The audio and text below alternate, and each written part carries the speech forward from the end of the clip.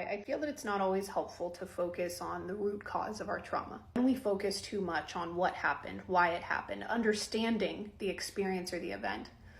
we can often overlook the fact that the trauma is less about the experience and it's more about the fact that we were forced to face it alone. If we experienced something developmentally in our earliest years and we felt like we didn't have a safe, competent protector, an empathetic witness, or an attuned ally or attachment figure in our life to confide in and to seek safety from,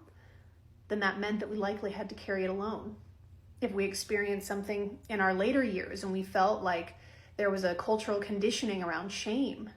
and we weren't allowed to open up about it, we weren't allowed to talk about it, then it's less about the trauma and more about the fact that we had to face it alone. Although for some people it can be helpful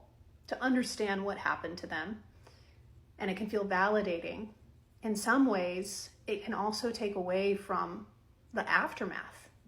of our trauma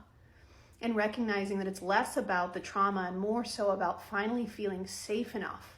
after the experience. So less of what happened to me and more of what did I need in those moments that I never received.